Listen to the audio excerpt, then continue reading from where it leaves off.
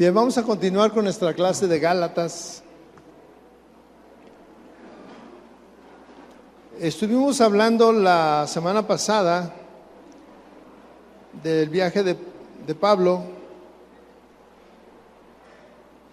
a Arabia y veíamos que el cambio de Pablo no fue tan instantáneo como muchos piensan, sino que llevó 3 años, y vamos a ver que aparte de esos 3 años vienen otros muchos más años que forman la vida del apóstol.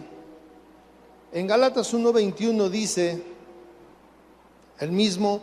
Acuérdense que Pablo está hablando de su trayecto, de su conversión y de quién lo estableció como apóstol. Dice: después fui a las regiones de Siria y de Cilicia, y no era conocido de vista a las iglesias de Judea que eran en Cristo. Solamente oían decir: aquel que en otro tiempo nos perseguía, ahora predica la fe que en otro tiempo asolaba, y glorificaban a Dios en mí. Ok. Pablo en Siria, dice, y Cilicia.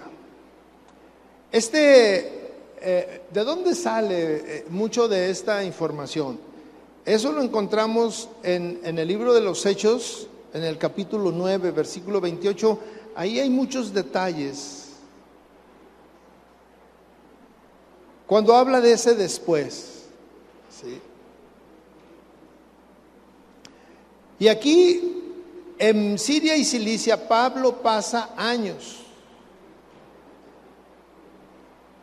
Y este viaje dice que lo hace después que había predicado a Cristo y había discutido abiertamente en Jerusalén, y dada su predicación había despertado el deseo de que lo asesinaran por parte de la oposición de sus enemigos. Entonces los cristianos que estaban ahí lo enviaron a Tarso para protegerlo.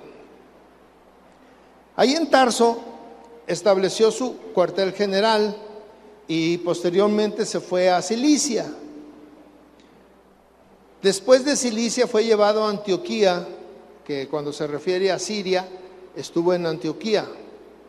Y aquí hace una declaración.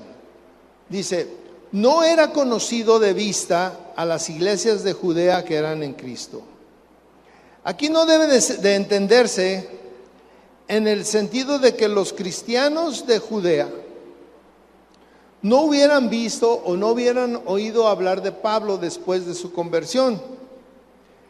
El énfasis de este argumento se basa en que pasó un periodo donde él estuvo predicando y trabajando en Jerusalén. Jerusalén era el centro más antiguo de la iglesia. Lo que yo les decía que leyeran Hechos de los Apóstoles, ahí nos muestra cómo él había testificado en Jerusalén antes de irse a Tarso. Él estuvo allí durante 11 años y en esos años no había vuelto a Judea. Y aquí hay algo interesante. Aquel que en otro tiempo nos perseguía, ahora predica la fe que en otro tiempo asolaba. Esta era una noticia relevante, porque Pablo no era cualquier persona que solamente iba y andaba atrás de los que predicaban la palabra de Dios, sino que él los mataba, los mandaba a matar. Ahora, aquí el asunto es de que aquel que en otro tiempo nos perseguía, no solamente ha dejado de perseguirnos, sino que ahora él predica la fe de lo que en otro tiempo asolaba. O sea, hay un cambio en este hombre muy significativo. Y aquí usted váyale sumando los años en los que llevan a este proceso de pulirlo como un predicador. 3 años que pasó en el desierto, ¿sí? Y aquí 11 años que pasó en una región diferente, lejana a Jerusalén, ¿sí? Dice también la Escritura que 14 años después, Pablo y Bernabé fueron a Jerusalén a comunicar privadamente su evangelio a los dirigentes de la iglesia. Ahora, aquí hay un asunto importante.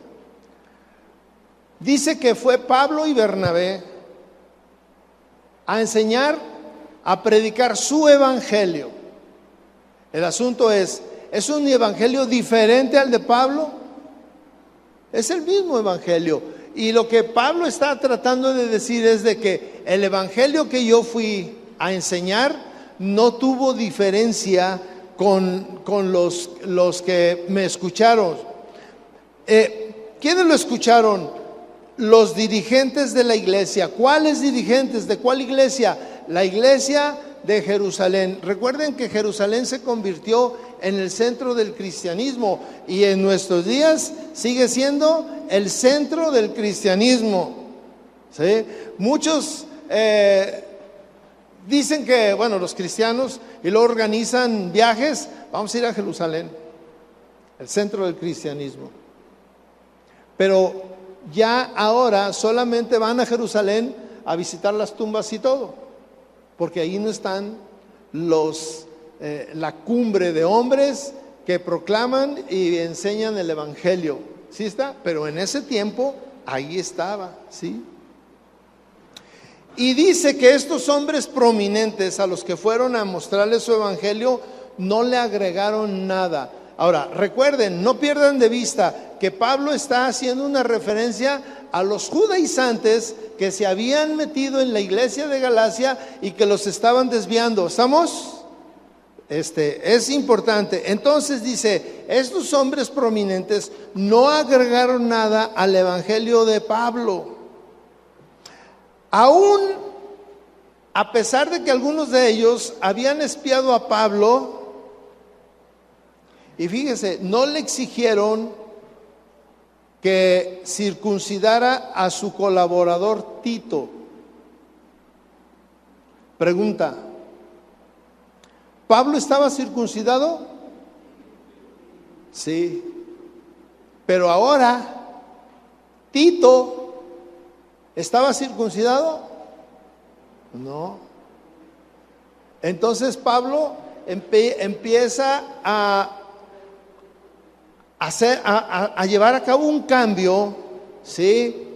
En relación a que los gentiles les iba a predicar el evangelio, pero el evangelio iba a ser predicado en su interior, no en su exterior. Y el guardar cosas externas pues son situaciones que venían desde la ley y ahora no tiene nada que ver con esto, ¿sí? Pablo dice que pasados 14 años subí otra vez a Jerusalén con Bernabé, llevando también conmigo a Tito. La asociación de Bernabé con Pablo empieza cuando el primero, Bernabé, apoyó a Pablo en su deseo de unirse a los discípulos en Jerusalén. Bernabé fue un hombre importante, pero no fue el que destacó como un líder. O sea, era parte del liderazgo, pero él estaba en segundo plano. Él ayudaba, él hacía cosas y él acompañaba a Pablo en sus viajes ministeriales, ¿sí? Cuando Pablo viaja a Jerusalén, dice que no fue por invitación, no fue por ninguna circunstancia que algún hombre le haya dicho, sino que fue por una revelación, ¿sí? Pablo estaba bajo la dirección divina, ¿sí? Cuando los visitantes judíos trataron de imponer la circuncisión en la iglesia, y especialmente en la iglesia gentil, que es la iglesia de Antioquía. Pablo y Bernabé les resistieron. Aquí hay una cuestión. Los judíos, la mayoría de los apóstoles eran judíos. Y muchos de ellos, tal vez en un deseo de querer llevar el evangelio puro, vamos a decirlo de esa manera, a las iglesias donde ellos estaban levantando o visitando, trataban de llevar costumbres judías, pero que Pablo entiende que el cambio no es en lo externo, sino el cambio es en lo interno. Y por esa razón, él hace a un lado algunas tradiciones que no cambian, que no producen absolutamente nada, que no ni te salvan ni te condenan, no pasan, son tradiciones de hombres. Aquí no tiene que ver con el asunto del interior. El planteamiento de Pablo siempre habla de que él, su evangelio fue dado por revelación divina y la dirección que él lleva es una dirección divina. Pablo dice que expuso en privado a los que tenían cierta reputación el evangelio que predicaba entre los gentiles. Entonces, cuando él les dice, entre muchas cosas, y fue una controversia lo de la circuncisión. ¿Saben qué? Los gentiles no necesitan circuncidarse. Y yo creo que pudieron haber tenido una confrontación, porque de una u otra manera, les digo, la mayoría de los apóstoles eran judíos. Y un judío en ese tiempo guardaba celosamente la ley, los profetas, las tradiciones, las costumbres, los mandamientos. Para ellos era lo máximo. Sin embargo, ahora estamos hablando de que hay que darle un sentido diferente al evangelio. El evangelio era algo nuevo. El evangelio que estaban hablando era enseñar. Si ustedes se fijan, hay un abandono, vamos a decirlo así, hay un abandono a la ley y los profetas. Estamos ante la formación de una iglesia nueva, una iglesia que traía y ponía en práctica los principios de Cristo, no los principios de la ley. Ahora yo les hago una pregunta. Hoy en día, en muchas iglesias cristianas, es muy común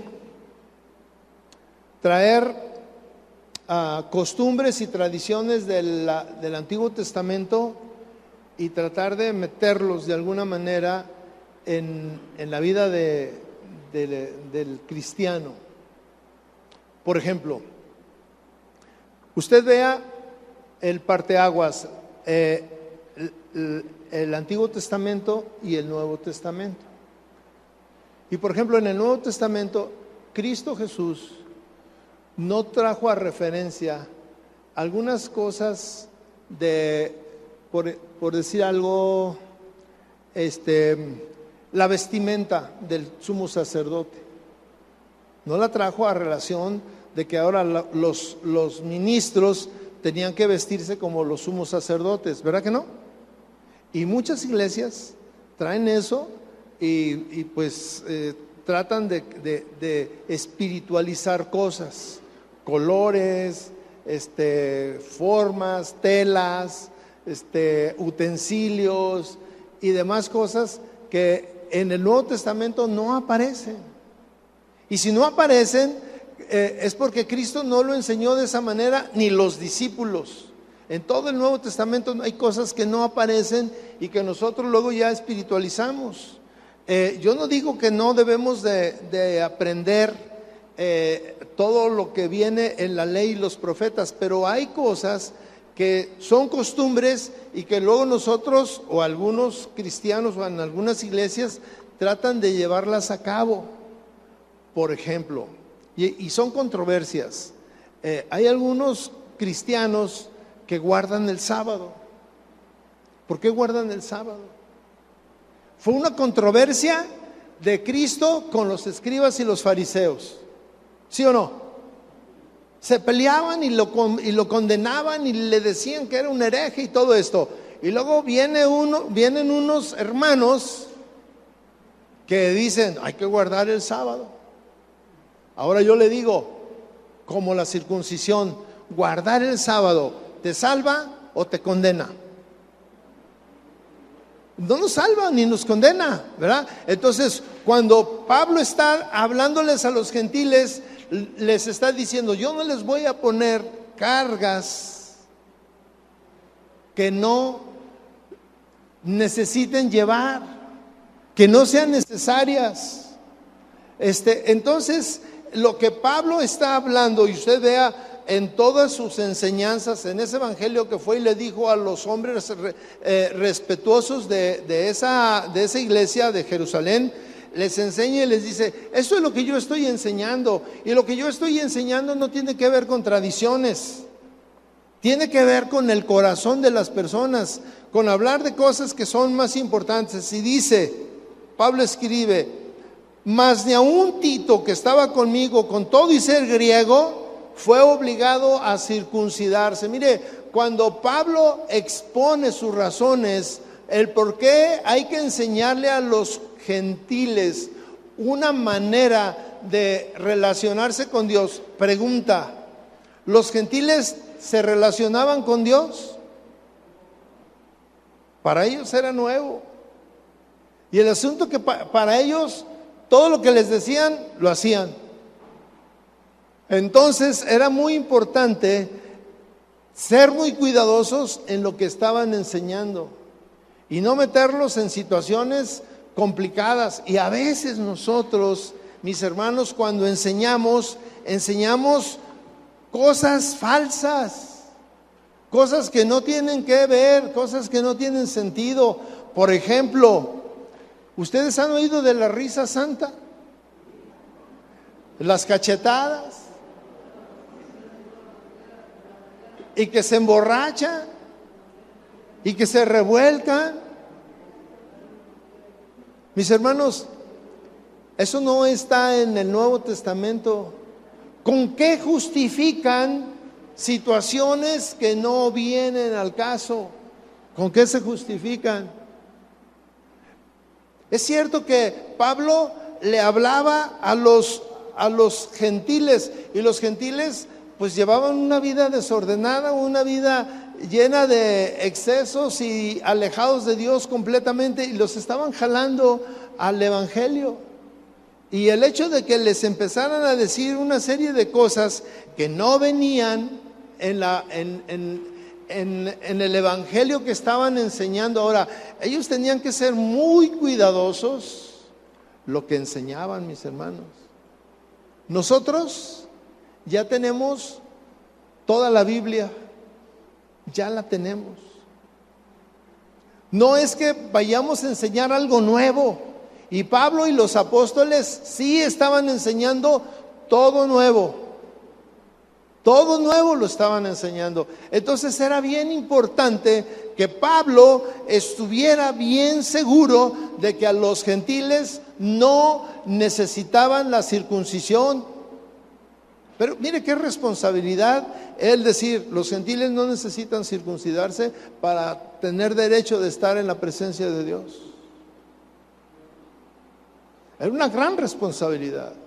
Como es una gran responsabilidad para nosotros cuando nos hacen preguntas y luego nosotros damos algunas respuestas y desviamos a las personas con cosas que ni salvan ni condenan a las personas. Les ponemos yugos, les ponemos cargas que no vienen en la palabra de Dios. Dice la palabra de Dios aquí, hablando Pablo, dice: falsos hermanos introducidos a escondidas estaban para espiar nuestra libertad que tenemos en Cristo Jesús, para reducirnos a esclavitud. Mire, a mucha gente la meten a esclavitud. con falsas enseñanzas, con falsas doctrinas. Yo le quiero hacer una pregunta a usted. ¿Cómo usted se da cuenta si es una falsa doctrina o no es una falsa doctrina? ¿Cómo? Con la Biblia en mano. Y hay tantas desviaciones que a veces pues da risa. Cuando dice falsos hermanos, ¿puede haber falsos hermanos? Sí, y se meten entre nosotros a escondidas, dice, se metieron secretamente. Su propósito, desviarnos, llevarnos, sacarnos de la libertad, de la ley de Cristo y llevarnos a la esclavitud de la ley del pasado. Porque Cristo hablaba de una libertad, una ley de la libertad. Y en el Antiguo Testamento es una ley que te ata, que es difícil cumplir.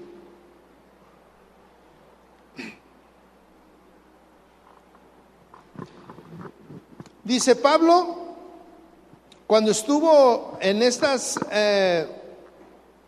conferencias defendiendo sus revelaciones, porque aquí sí eran revelaciones de Dios. Esa sí era una revelación, el que no tenían que hacer muchas cosas. Por ejemplo, Pablo les dijo, miren, ustedes ya no necesitan llevar el sacrificio al altar, ya no necesitan los tórtolos, ya no necesitan las palomas, es más, ya no necesitan el cordero. ¿Por qué ya no necesitaban el cordero? Porque Cristo era el cordero. Pero Él les estaba enseñando, y qué difícil es enseñarle esto a un judío. Para ellos, pues eso sigue siendo lo elemental, pero para nosotros, como nunca hemos hecho eso, bueno, no hay problema, pero nosotros, especialmente los adultos, traemos cargando tradiciones.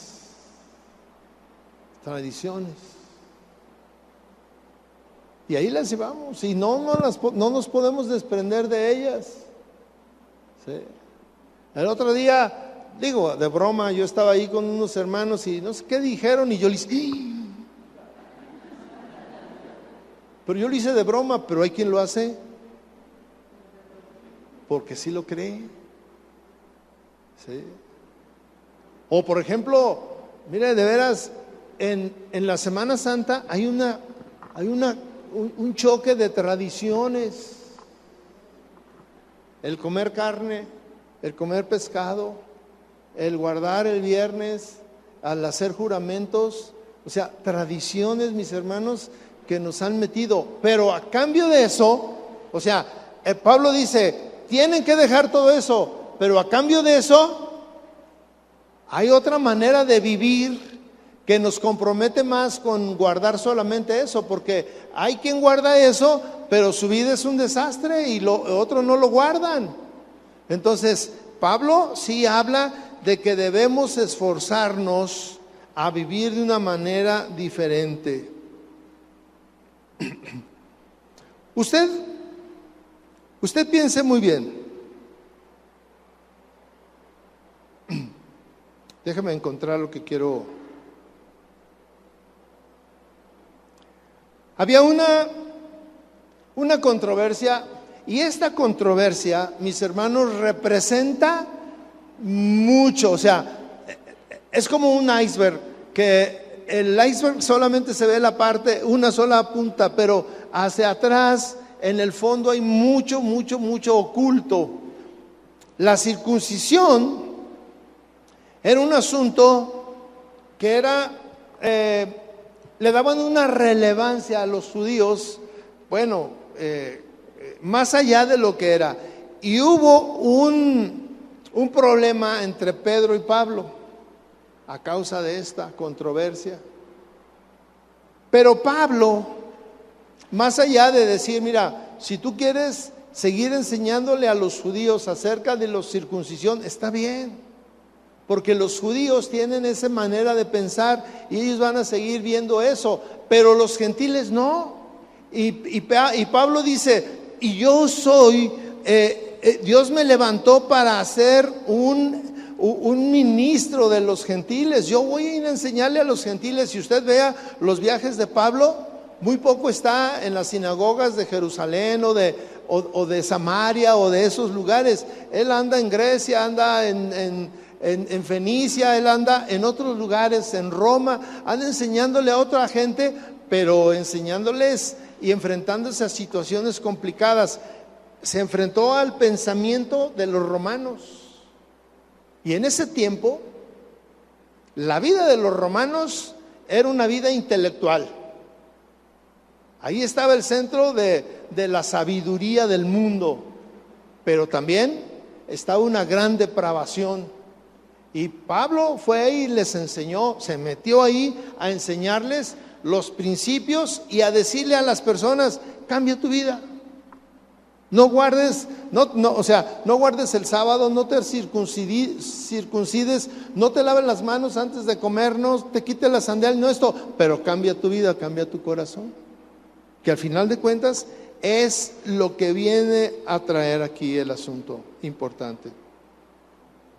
Pablo, cuando enseñó, especialmente a estos hombres que estaban ahí y que se habían metido de una manera escondida a la iglesia, les enseña que una de las verdades del evangelio es la permanencia, permanecer en el evangelio. Y mire, hay un ejemplo que Pablo pone en diferentes libros, y él habla de una carrera. Él habla de una preparación para correr una carrera. En ese tiempo, las carreras eran, bueno, allá en Roma y todo esto, eran muy famosas y era algo especial que alguien se preparara para correr una carrera. ¿Sí? Había que prepararse, había que resistir. Y las carreras no eran, bueno, como ahora nosotros las conocemos, de 5 kilómetros y de 10 kilómetros y de 8 kilómetros, no. Allá eran maratones que ponían a prueba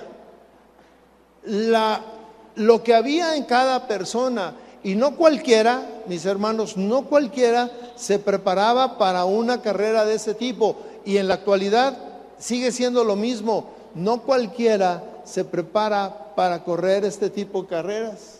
Y él le hace una mención a las personas, y usted conoce, que dice que se preparaba para correr la carrera y permanecer. Mire, permanecer en una carrera no es fácil, mis hermanos. No es fácil. Y muchos en el camino se desaniman. Y otros hacen tranza, como algunos de nuestros políticos, ¿verdad? Pero delante de Dios no podemos hacer trampas, mis hermanos. Y si tú no estás preparado, si tú no te preparas para esa carrera, no puedes terminarla. No puedes terminarla. No podemos iniciar una carrera sin preparación. Aquí Pablo hace una referencia de que Dios no hace acepción de personas. Dios recibe a todos, a los judíos, a los gentiles, a los romanos, a los corintios, a todos. Dios los recibe, y los recibe en las circunstancias que llegan a los pies de Cristo. Cada uno de los libros que habla la palabra, que están en el Nuevo Testamento, habla de una circunstancia muy diferente en cada uno de ellos, y Pablo les enseña a cada uno de ellos. Usted ¿Ha visto lo que escribe Pedro? ¿Cuántos libros tenemos de Pedro? ¿No tenemos? ¿10? Y son chiquitos. ¿Y de Pablo? Tenemos muchos y son muy abundantes. Y fíjese lo curioso, en ese tiempo estaban discutiendo Pedro y Pablo acerca del Evangelio y acerca de las nuevas bases que debían de tener las nuevas iglesias que se estaban fundando. ¿En qué debían de creer? Pero si usted ve Romanos, pareciera que es diferente de Gálatas. Y sin embargo, en el fondo es el mismo evangelio con las mismas doctrinas. Ok, vamos a seguir. ¿Quién quisiera? Bueno, hasta aquí se está refiriendo, quiero terminar, el relato de Pablo en Siria y Cilicia, ¿sí? Que al final de cuentas solamente él está tratando de que estos hombres reconozcan que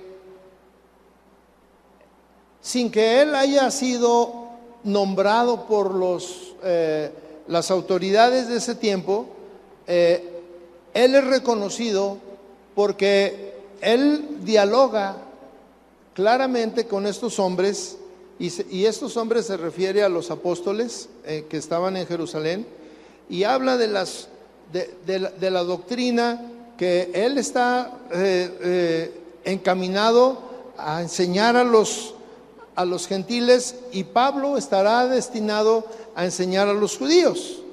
Entonces vamos a ver el capítulo 2, vamos a empezar con el capítulo 2.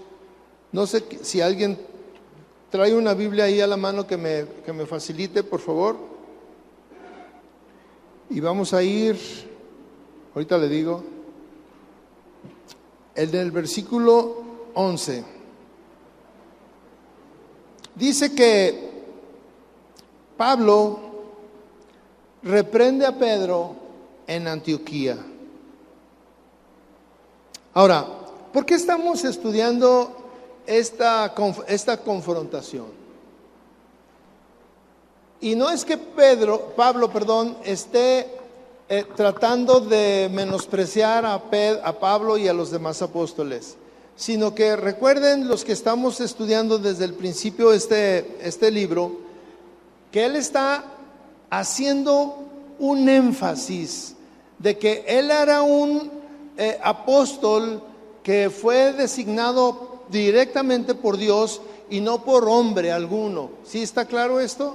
No quiero que se pierda de vista. Ok, entonces él está aquí haciendo referencia a todo lo que él estuvo hablando con Pablo y con todos los demás apóstoles, para que su ministerio fuera reconocido, y a los Gálatas no les quedara duda de que él era un apóstol puesto por Dios. Entonces dice que cuando él visitó Antioquía, dice, pero cuando Pedro vino a Antioquía, versículo 11, le resistí cara a cara, porque era de condenar. ¿Qué era lo de condenar?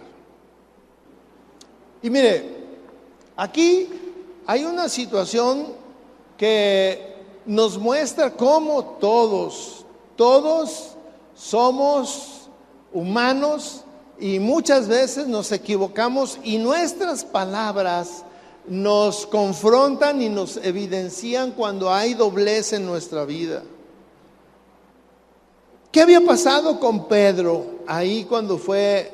Bueno, vamos a seguir leyendo. Pues antes que viniesen algunos de parte de Jacobo, ¿qué hacía Pedro?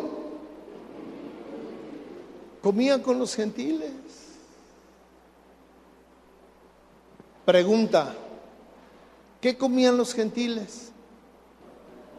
De todo, como dijo el ranchero, de todo para no desear. ¿Ah? Y cuando se refiere a los gentiles, es una referencia de que los gentiles, mis hermanos, había una influencia aquí de que los ligaban con hechos precedentes que habían salido de Jerusalén, pero habían llegado aquí con Pedro. Se alejó Pedro de los gentiles, pero empieza a haber una situación ahí conflictiva. Por un lado estaba con los gentiles y luego viene la gente de Jerusalén y lo ve que estaba con los gentiles y él se separa. ¿Y qué es eso? Es una simulación. ¿Cuáles son tus convicciones, mi hermano? Y aquí Pablo, está hablando y les está diciendo, miren, Pedro es una de las autoridades puestas por el Señor, pero sigue teniendo problemas. Ahora, fíjese bien, lo que estaba haciendo Pedro, de que comía con los gentiles, y luego cuando lo vieron los que venían de Jerusalén, se separó y se vino con ellos, y luego ya no estaba con los gentiles. ¿Eso era para salvación o para condenación? No era para nada, pero sí había un mal testimonio. Si hay un mal testimonio en Pedro, y que también nos debe de confrontar a nosotros con nuestra vida, mis hermanos. Porque a veces estamos con unos y somos como ellos, no hay diferencia. Y luego nos vamos con los otros y somos acá, ¿verdad? Sí, mi hermana. Dice la hermana, la traducción: estamos en el trabajo y damos mal testimonio. Venimos a la iglesia y somos muy diferentes. En algunas iglesias, me recuerdan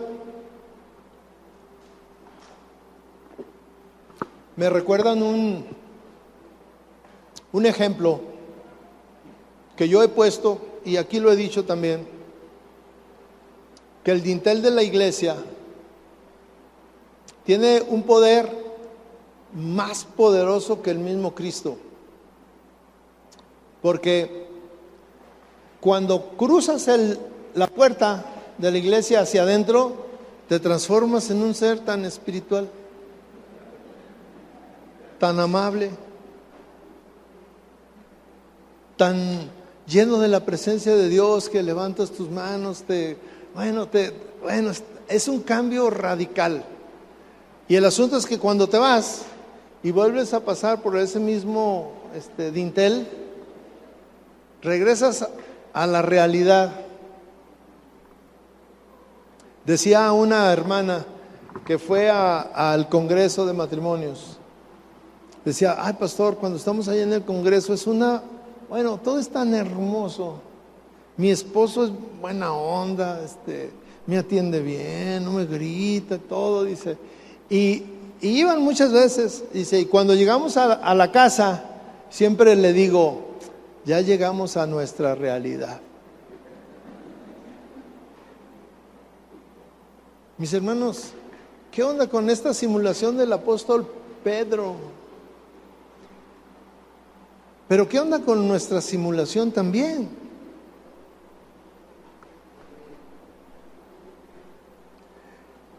Dice, mire, es fuerte lo que habla Pablo. Dice, hubo una influencia porque los líderes influencian a sus seguidores. Entonces, si nosotros vemos lo que Pedro estaba haciendo, les estaba enseñando a los que lo veían que podía estar con unos y luego irse con otros y ser como son estos y ser como son aquellos. Esa es la enseñanza. Y dice, eso es una hipocresía. Y Pablo se opone a esta manera de ser y se opone de una manera que públicamente rechaza y condena esa conducta, porque es contraria a la verdad del Evangelio. La verdad del Evangelio es que debemos de permanecer siendo lo que somos. ¿Qué somos? Fíjese los ejemplos que Dios pone. Uno muy sencillo: tú eres la luz del mundo. Tú eres la luz del mundo. Y ahí hay una gran responsabilidad de nosotros. Si somos luz del mundo, bueno, tenemos que comportarnos como luz del mundo. Y mis hermanos, aquí hay una cosa importante. Y yo no quiero que salgamos de aquí pensando, no, pues yo no la voy a hacer, yo no puedo. No, al contrario. Pablo dice que hay que prepararnos para correr la carrera y terminar.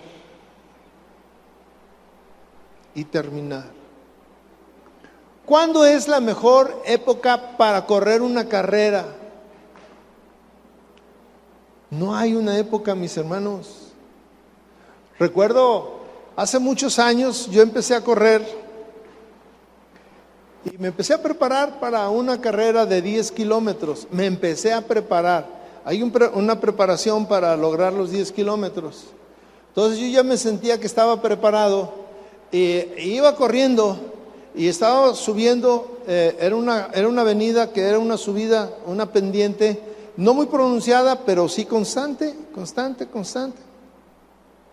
Y yo iba ahí con un buen paso y me alcanza, bueno, en aquel tiempo, me alcanza un viejito.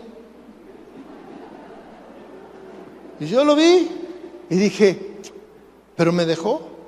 Y yo dije, no, este viejito no me puede dejar.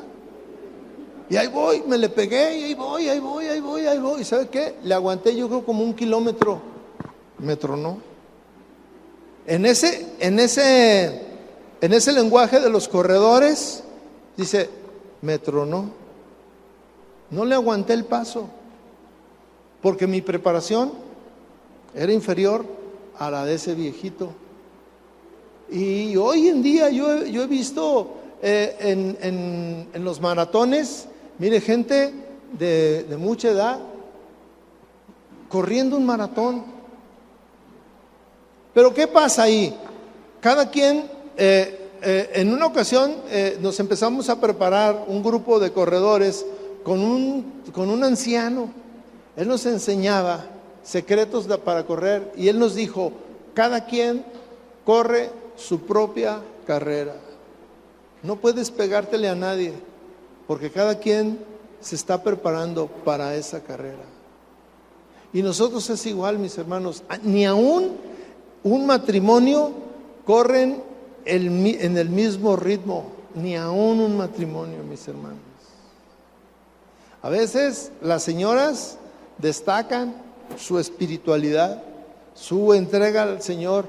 Y aquí la carrera no es que vamos a correr 40 kilómetros, no, aquí es que vamos a prepararnos durante toda nuestra vida para no ser hipócritas, sino permanecer fieles a las convicciones que tenemos. ¿Cuáles son tus convicciones, por ejemplo?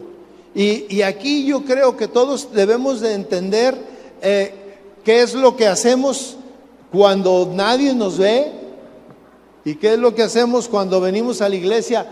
Mira, a veces, ay, jole, es tan tremendo que los hijos dicen, ay, mi papá en la iglesia es buenísima onda y aquí todo lo contrario. Y mis hermanos, muchos jóvenes no quieren ir a la iglesia porque ven nuestro testimonio en casa y en la iglesia. Muchos jóvenes no se quieren casar porque ven nuestro testimonio como esposos y desanima. Entonces, es importante, mis hermanos, que nosotros, igual que Pablo, establezcamos una convicción en nuestra vida. ¿Cuál es tu convicción en la vida? Gracias por su Biblia, hermano. Y muchas gracias por su tiempo.